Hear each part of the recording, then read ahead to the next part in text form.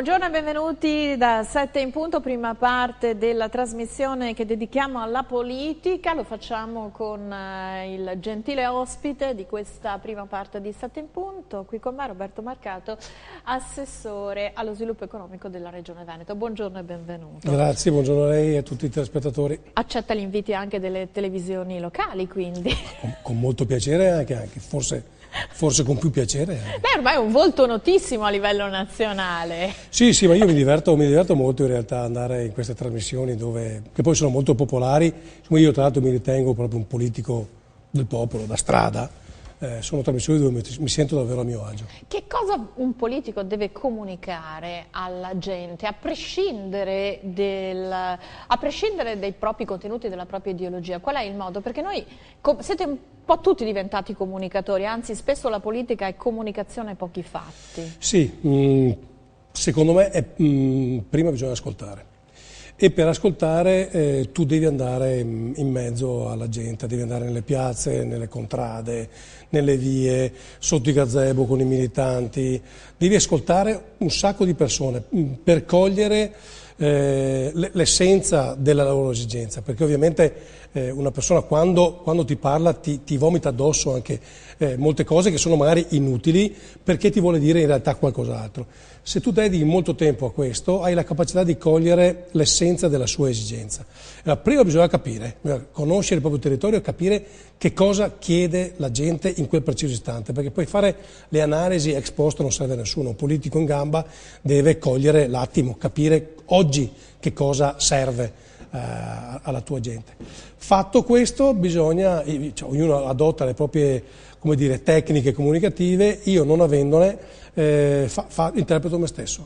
Io sono così sempre, sono così in trasmissione, sono così in piazza, sono così in consiglio regionale, sono così in un salotto, sono sempre uguale. Questo su essere se stesso, il contributo che lei porta in queste trasmissioni nazionali sono spiegare le esigenze dei veneti o più che altro spiegare le esigenze degli italiani? Cioè la politica locale, la politica regionale diventa politica nazionale nella sua missione, nella sua vocazione politica? Sì, perché io tra l'altro sono profondamente convinto che le cellule primarie della politica siano i comuni. Siano i sindaci, a prescindere dall'appartenenza partitica e politica. E quindi interpretare localmente significa poter costruire una politica a livello nazionale. E invece spesso e volentieri succede il contrario, cioè chi arriva in Parlamento o in posti di governo non avendo avuto un cursus honorum adeguato di amministratore locale o su suggerimento magari del dirigente di turno o su fantasie a volte naif, fanno delle proposte di legge o approvano proposte di legge che hanno poco a che fare con i tempi che corrono. Invece bisogna sapere ascoltare e poi trasformare l'ascolto e l'esigenza in norma, in legge che determina poi la coerenza fra atto approvato e l'esigenza del cittadino ti dà la misura della qualità poi della vita di ognuno di noi, quindi secondo me è strettamente connaturato. Sabato c'è stata l'Assemblea degli Industriali di Treviso, cuore pulsante operativo dello sviluppo economico del Veneto che ancora regge. C'è stata la presenza di Matteo Renzi, il Premier ha elencato in quella sede quali sono i contenuti della legge di stabilità che giovedì sarà deliberata dal Consiglio dei Ministri. Ci sono degli superammodernamenti per le imprese per un anno, tante iniziative, si toglie l'IMU, si toglie la Tasi. Lei però non c'era e stranamente per la prima volta un'assemblea di industriali ha applaudito il Premier. Tra l'altro gli industriali di Treviso sono sempre stati anche quelli un po' più critici, no? Rispetto allo Star System anche nei momenti di difficoltà della crisi. Sì, io francamente non ho capito il fragore di questi applausi, perché o gli imprenditori che mi parlano dalla mattina alla sera vivono in un altro mondo, trevigiani? Anche trevigiani, oppure francamente qualcuno me lo deve spiegare. Però gli applausi ci sono stati, sì, gli applausi ci sono stati, però io mi aspetterei da un'organizzazione che è il sindacato di categoria, perché questo è Confindustria. Sì, sì, l'hanno ribadito. Difende i propri interessi e i diritti della propria categoria produttiva. Io mi sarei aspettato un atteggiamento più critico, perché non lo dice Marcato, ma lo dicono gli economisti, quelli seri. Oggi, se abbiamo dei timidissimi segnali di ripresa, è perché ci sono degli elementi congiunturali economici che prescindono dalle attività di governo. Parlo del prezzo del petrolio, del rapporto euro-dollaro, del quantitative easing di Draghi, dall'emissione di liquidità nel sistema bancario, dalla ripresa economica americana. Cioè, sono tutti elementi che francamente non hanno nessuna attinenza con l'attività di governo. Quindi il Jobs Act, il taglio dell'IRAP, tutto questo secondo lei non è servito a rimettere... Non è secondo me, cioè, ci sono dei parametri per misurare quanto questi hanno inciso nella capacità di produrre PIL negli ultimi mesi, e siamo intorno allo 0,0. Francamente non capisco, cioè, Renzi, devo dire, è molto bravo a cogliere l'attimo, ecco, lui lo sa fare molto bene, e in termini comunicativi vende per sue cose che non sono proprie. Io mi aspetterei però da un sindacato di categoria un atteggiamento critico, perché però in realtà hanno detto, per esempio nella prolusione della Presidente Maria Cristina Piovesani, lei ha ribadito: noi continueremo ad essere elemento di denuncia, di controllo, però insomma... Sì, e poi applaudi a scena aperta spellandoti le mani. Sì, cioè, uno va a casa, se io fossi il Premier vado a casa quel giorno dicendo Treviso mi ha osannato, e ma quindi è la verità, tra l'altro, oggettiva. È la verità, sì, il problema è che le aziende rappresentate non la pensano così. E allora, secondo lei, come mai questi imprenditori sabato hanno applaudito e magari dopodomani sono in regione a bussare, a rivendicare delle cose che non hanno? Perché la forza dell'emozione, comunque, di un discorso carico di ottimismo, carico... Sì, però mi aspetterei anche dagli imprenditori un po' più un po' più smaliziati, perché ormai le parole d'ordine di Matteo Renzi, agganciamoci al futuro, l'entusiasmo, crediamoci, sì, va bene, vanno benissimo nei corsi motivazionali delle aziende che fanno multilevel marketing, che va benissimo, per carità, però poi quando tu entri in azienda questo ti può dare anche, e lo capisco, ti può dare un po' di animo. Dopodiché tu però torni a fare i conti con l'IRA perché è troppo alta, con il cuneo fiscale che è il più alto d'Europa, con dei gangli istituzionali che creano burocrazia e che nessuno riesce ad abbattere, con i costi della macchina pubblica che sono i più alti d'Europa, cioè con un sistema farraginoso che non consente alle aziende di volare, con un sistema processuale che vede i nostri processi più lunghi al mondo, per cui nessuno viene qua a investire perché una causa civile dura oltre 7 anni. Di questi problemi quanti ne sono stati affrontati e risolti? Nessuno. Allora io, se fossi un imprenditore, pretenderei questo. Non è che si possono affrontare dalla sera alla mattina. Ma iniziare però almeno dovremmo, perché altrimenti... Quindi il super ammodernamento era indorare la pillola, secondo lei? Ma dov'è? Cioè, che cosa, lei trova qualcosa di cambiato nel sistema? È stato annunciato che nella legge di stabilità, cosa che gli industriali hanno apprezzato, che il prossimo anno, se investono in azienda, avranno il 140% di sgravio fiscale per un anno nei loro investimenti. Poi è stato annunciato ai sindaci che possono sforare il patto di stabilità per gli investimenti e che il governo gli farà un assegno immediatamente. Sì, sono tutte immagini evocative straordinarie. Ma io riporto, No, ma sono tutte immagini evocative, ti stacco l'assegno, cash, sono tutte immagini evocative straordinarie che colpiscono l'immaginario collettivo. Dopodiché c'è un piccolissimo problema. Cosa chiedono gli imprenditori a lei? Di cassa. Ecco, che cosa chiedono a lei gli imprenditori? Ma a me fondamentalmente... perché così cerchiamo di capire come mai... Alla regione, io ho incontrato praticamente tutte le associazioni di categoria, a me e quindi alla regione, chiedono fondamentalmente di essere più, tra virgolette, bravi ad aggredire i fondi europei, che è il grande tema poi dei finanziamenti alle imprese, sia a fondo perduto che a tasso agevolato, su progetti seri ovviamente, però dobbiamo essere un po' più bravi a cogliere quelle opportunità. l'Europa ha molti soldi a disposizione, noi dobbiamo essere un po' più efficaci nel portare a casa risorse che poi ricordiamo sono risorse che comunque il Paese dà, non è che l'Europa stampi moneta per conto proprio, noi diamo 9 miliardi all'anno di contributo europeo. Quindi si può spiegare che magari evidentemente se puntano i fondi europei alla fine quello che fa il governo tutto sommato è complementare, secondario e quindi magari ecco sì osannano, viene fatto qualcosa ma non è quello l'obiettivo, forse non è a Renzi che chiedono ma chiedono all'Europa? No, chiedono a tutti. È un bypassare il governo nazionale?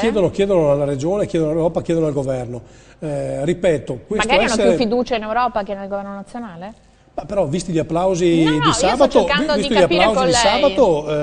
non ho sentito una critica, cioè cosa vuol dire saremo vigili? È chiaro che anch'io dico, sì, usciamo insieme, se però mi rubi il portafoglio, guarda che mi arrabbio. Ho capito cosa vuol dire, cioè tutti, mi sembra un'ovvietà questa. Mi sarei aspettato invece delle richieste forti, ma non solo richieste per il futuro, ma anche un'analisi spietata di ciò che è accaduto fino ad oggi, cioè da quando, siccome Matteo Renzi ha avuto un pregio, quando è arrivato ha detto vi faccio un cronoprogramma e vi dico di qui a 12 mesi che cosa faccio mese per mese, mettendo punto su punto una serie di interventi sia normativi che su decretazione di urgenza, eccetera. Non è stata rispettata una di queste. Allora, siccome facciamo un esempio di l'imprenditore, così per ricordare ai telespettatori. Le riforme sul lavoro, le riforme... Quindi il Jobs Act non è riforma sul lavoro? Ma non è... Allora, se lei va a vedere le proposte iniziali di Renzi e va a vedere che cosa si va ad approvare oggi, pensiamo alla riforma delle province. Ecco, allora, colgo l'occasione per spiegare ai cittadini. Matteo Renzi arriva e dice io tolgo via le poltrone dei politici, tolgo via 40.000 politici, non lo so. Ovviamente paiono tanti 40.000 per sì, le anche secondo me. Comunque, a furor di popolo, tutti quanti ad applaudire come l'hanno fatto Confindustria Treviso. E questa sarà, io toglierò, quindi tolgo via i politici, poi toglierò le province e questo sarà finalmente un'operazione a costo zero. Allora, ha tolto i politici, per carità. Ha lasciato lì le province, tali e quali, con una piccolissima differenza, che da quest'anno le province che prima non costavano nulla, perché la provincia di Padova, di cui io sono stato vicepresidente, era il classico esempio di federalismo, perché noi non avevamo nessun trasferimento dallo Stato né dalla Regione, ma eravamo autofinanziati con le tasse locali. La provincia da quest'anno costerà alla Regione Veneto, e quindi ai veneti che ci stanno ascoltando, dai 45 ai 58 milioni di euro. Punto. Cioè 100 miliardi delle vecchie lire di costo annuale. Questo perché è stata depauperata dei suoi poteri? No, questo perché Renzi ci ha mentito. Questo è il problema vero, per cui io non capisco perché lo si vada ad applaudire così, nel senso che non credo che lui sia in malafede. Anche lui si trova di fronte a una macchina farraginosa, impossibile da cambiare. Questo è un paese che è impossibile da governare. Lui si trova di fronte a difficoltà oggettive. Perché è impossibile da governare? Dove sta il vulnus? Abbiamo due problemi noi. Il primo, una classe dirigente e una classe, come dire, e un costo della macchina pubblica sedimentato che ormai è incrostato.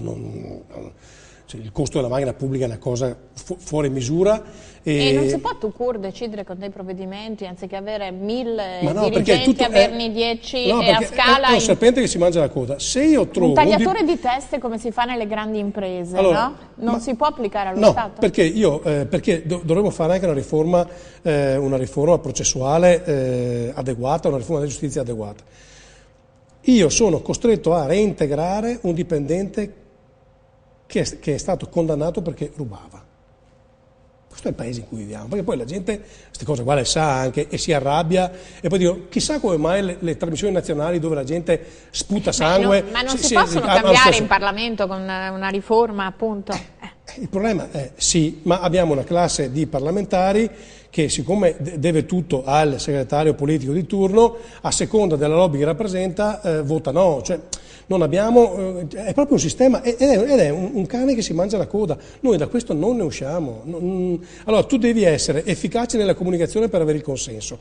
Per essere efficace devi comunque omettere delle cose, cioè tu devi dire io tolgo le province. Devi raccontare bugie. Se tu dici io tolgo le province ma vi costeranno 50 milioni all'anno ai cittadini veneti, allora la gente si arrabbia. Invece tu devi solo dire io vi tolgo le province, che poi costino lo aumenti.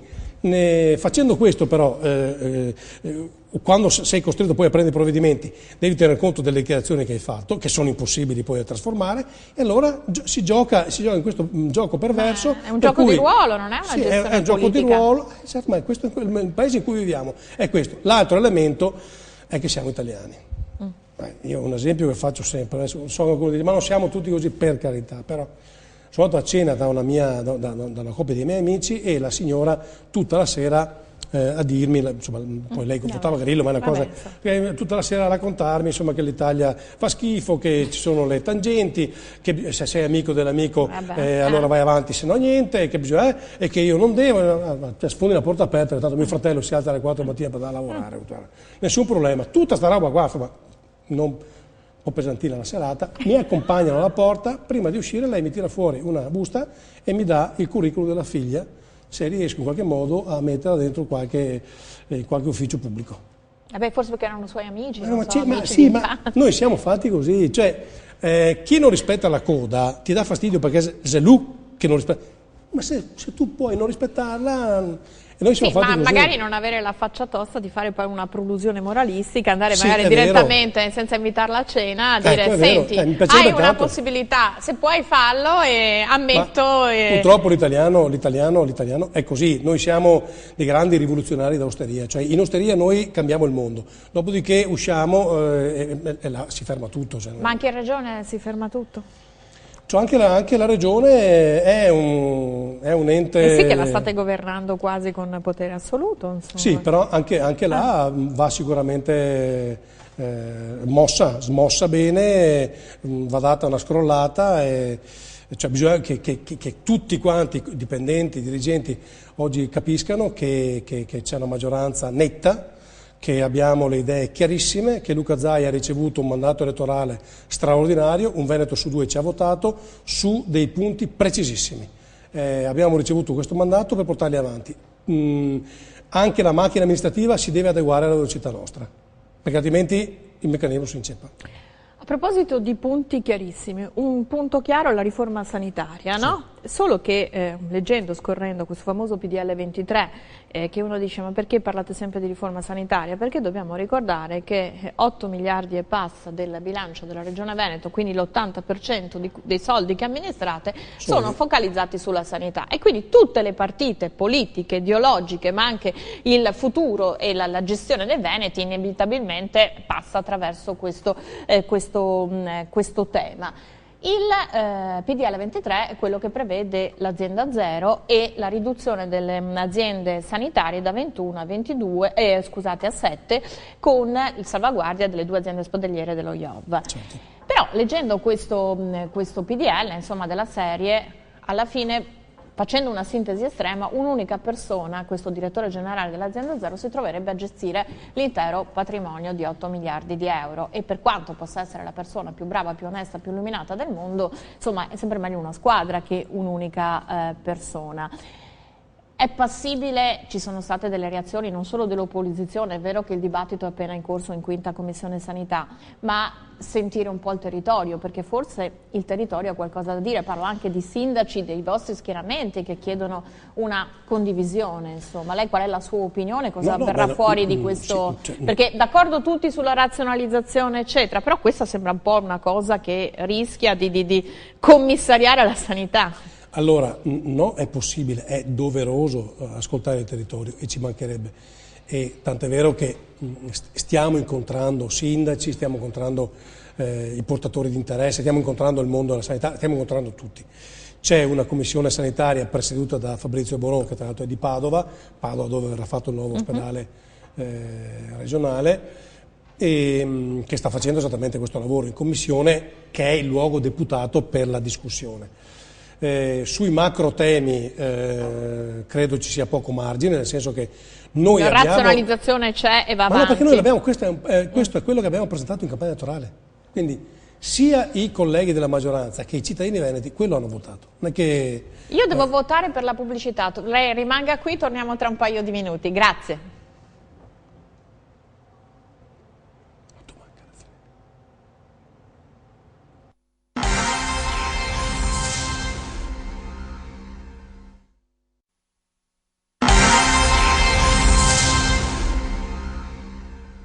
Siamo tornati in studio, con noi l'assessore allo sviluppo economico della Regione Veneto, Roberto Marcato. Lei stava dicendo azienda zero, riduzione delle USL è un elemento che abbiamo promesso in campagna elettorale, solo che la prima stesura, insomma, è un po' una stesura fatta con l'accetta. Sì, però ripeto due cose. La prima, questo è quello che noi abbiamo proposto ai Veneti e i Veneti ci hanno detto ok, vai avanti su questo. Uno su due ci ha detto ok, vai avanti su questo. E quindi noi abbiamo l'impegno morale di mantenere gli impegni presi in campagna elettorale. Secondo elemento, vorrei ricordare che noi siamo costretti a lavorare con tagli sanguinosi, spaventosi ogni anno, cioè quest'anno il governo ci taglia 240 milioni di euro. Ma è vero che, come hanno detto alcuni dell'opposizione, non è un taglio, è che tagliano l'aumento che ogni anno bisogna... Sì, no, ma guardi, alla fine della fiera... Il renzismo dialettico è, come dire, è molto affascinante, dopodiché possiamo chiamarlo come vogliamo. Quello che mi interessa è questo. Quest'anno per far funzionare la sanità mi servono 100. Tu mi dai 100? No. Ti do 100 meno 10. Ok, punto. Ma era calcolato, non mi interessa, cioè quando lei fa la spesa non è che dice al cassiere quanto è? 70 euro, vuole qualcosa 60, in più, no? E questo spieghiamolo alle persone che certo, ogni anno, e questo è certo, perché la popolazione invecchia, perché è tutta una serie di motivi. Perché ci sono i costi Istat, perché perché i costi dei servizi aumentano, quindi 240 milioni in 240 milioni in meno di trasferimenti a parte dello Stato. E voi vi siete impegnati a mantenere lo stesso servizio per la campagna elettorale. Sì, è chiaro, e 100 milioni in più di spese tipo quella che ho detto prima delle province, più un altro taglio di 50 milioni, 350 milioni fumati, via, non esistono più. Allora, ragioniamo su queste due cose, perché avere soldi illimitati come hanno altre regioni, penso alla Calabria che non presenta nemmeno il bilancio di fine anno, sarebbe per tutti più facile. Quindi noi dobbiamo fare i conti, dobbiamo erogare qualità, servizi e qualità di servizio elevatissimi come stiamo facendo adesso, avendo sempre meno risorse. Quindi bisogna razionalizzare assolutamente. Si può razionalizzare semplificando la macchina burocratica e magari affidando ad un'unica persona c'è una razionalizzazione, non c'è il rischio che... Allora, sul fatto che ci possa essere uno strapotere di un direttore generale, ricordo che in realtà poi le competenze sono ben precise. Cioè c'è la giunta che vigila il consiglio? Okay. Giunta e consiglio, c'è la programmazione, sono tutte competenze che riguardano la giunta e il consiglio, cioè la politica che deve fare questo lavoro. Il direttore generale ha la responsabilità dell'organizzazione, che è giusto che la faccia un tecnico, ma che deve rispondere poi al Consiglio della Giunta. Quindi da questo punto di vista io non vedo grandi preoccupazioni. Questo è un tema che però emerge pochissimo. In realtà tutti a parlare, ad attaccare questa riforma e dicono ma riduciamo le USL. Sì, ma dico, al cittadino che si deve operare interessa chi è il direttore generale dell'USL? Non credo. Vabbè, perché la che è il direttore sanitario. Uno pensa magari alla chiusura di alcuni ospedali, ma è questo che qualcuno furbescamente sta facendo passare, che se noi facciamo l'USL provinciale, l'ospedale di Campo San Piero o l'ospedale di Cittadella verrà chiuso. Siccome gli stessi che dicono questo sono gli stessi che per 4-5 anni hanno massacrato la testa al mondo sul fatto, per esempio, che l'USL di Campo San Piero e Cittadella era un'USL gestita malissimo, che il direttore Benazzi non andava bene, che stavano tagliando primariati, che la gente moriva per strada, tutte queste cose qua. Hanno attaccato anche altre USL, non solo la 15. Ma io parlo di quella perché è quella certo. in cui io vivo e che conosco meglio. Insomma, ho partecipato a incontri pubblici dove ci hanno detto su di tutto, e che il centrodestra non voleva questo, non voleva quest'altro, dopodiché vanno a fare delle analisi e l'USL di Campo San Piero e Cittadella la migliore d'Italia, ma pensa un po', la migliore d'Italia, non del Veneto, d'Italia. Andiamo a farci curare tutti lì? Pagate allora, o siete della nostra USL se no dovete pagare, molto anche. Senta, lei ha una nuova delega, sì, perché non le bastavano quelle no, che... siccome avevo in realtà un quarto d'ora di tempo al mese. Porto Marghera non è cosa semplice? No, infatti avevo un quarto d'ora di tempo al mese che potevo dedicare a me stesso e hanno detto no. I riflettori si sono un po' spenti su Porto Marghera dopo lo scandalo Mose, però lì qual è il destino, qual è il futuro? Perché Quella è la grande industria del Veneto, c'è ancora sì. spazio per la grande industria in Veneto oppure rimarrà un bel esempio di archeologia industriale che magari si potrebbe utilizzare per fare delle visite guidate, potrebbe essere un modo per Brugnaro anche per fare un po' di cassa dopo la vendita Nei quadri. dei quadri. Allora lì l'esigenza primaria è quella di capire e di muoversi correttamente, perché insomma ricordiamo che quella è stata un po' la madre di tutte le situazioni che insomma conosciamo bene. Le bonifiche vanno semplificate rispetto a delle previsioni che già sono state semplificate con alcuni provvedimenti. Sì, ma va capito esattamente cosa è successo. La procura stessa ci ha messo anni, quindi vuol dire che il sistema era abbastanza complesso, non era di facile soluzione. Io sono estremamente convinto che la qualità dell'attività politica, amministrativa non possa prescindere dall'onestà e dalla correttezza degli atti che si vanno a fare. In realtà, come dire, la via più corta, la tangente, sono vie veloci perché ti consentono di andare più velocemente a un obiettivo, ma sono poi vie che tu pagherai negli anni futuri all'infinito, perché poi in realtà paga il cittadino.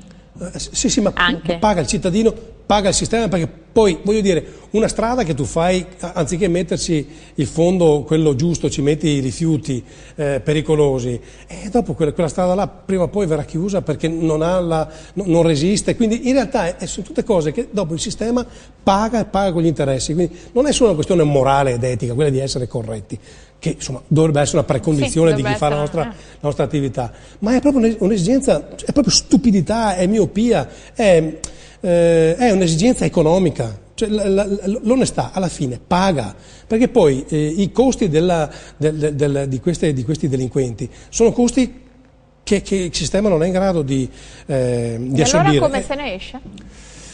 Se ne esce. Perché lei prima ha detto che l'Italia è un paese impossibile da governare, però lei sta partecipando, tenta e sì, quindi perché io mi considero un po' un Don Chisciotte, nel senso che pur avendo la consapevolezza che è molto difficile cambiare il sistema, però devi avere la convinzione quando ti alzi al mattino che qualcosa puoi fare per rendere la vita migliore ai tuoi cittadini. L'Italia è fatta anche di persone oneste. Perché le persone oneste e corrette non accedono alla politica? Perché... No, ma guardi che in realtà dopo è eclatante quando arriva Erbatman, no, che si compra la casa, il SUV con i soldi del Consiglio regionale, è chiaro che quello anche voi avete qualche esempio in casa? Sì, Erbatman, insomma, là ci vuole, quelli sono professionisti, non scomodiamo l'Olimpo, là siamo veramente a livelli teutonici.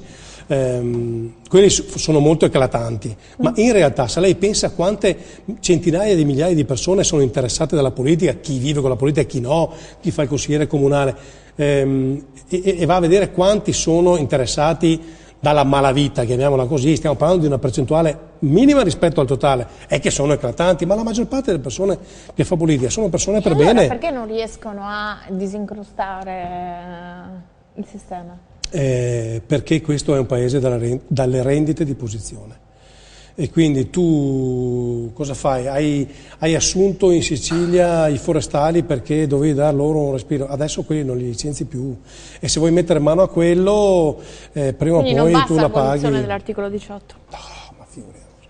Qua serve una rivoluzione complessiva, qui serve una maggioranza forte che va al governo e fa le riforme, o meglio ancora viene qua un commissario non lo so, dall'America, dall'Africa, non lo so da dove, se ne frega e per 5 anni governa facendo le riforme che servono a questo paese. Però in regione la maggioranza forte l'avete e come mai, lei prima ha detto anche noi abbiamo un sistema talmente farraginoso, non avete il potere per iniziare a semplificare la macchina? No, bisogna perché allora perché non andate a colpe di decreti, di disposizioni? Ma lo stiamo facendo noi infatti. Stiamo facendo esattamente questo ed è quello che dicevo prima, è giusto o sbagliato, ma noi le riforme le vogliamo fare perché abbiamo ricevuto un mandato elettorale forte. Noi le riforme le vogliamo fare, le stiamo facendo. No, noi le stiamo facendo, sì. Sì, solo c'è una piccolissima differenza, che le nostre la gente se ne accorgerà, quelle di Renzi ad oggi. Io ringrazio, non c'è più tempo, ringrazio Roberto Marcato, subito dopo la pubblicità un altro ospite, un altro argomento, grazie.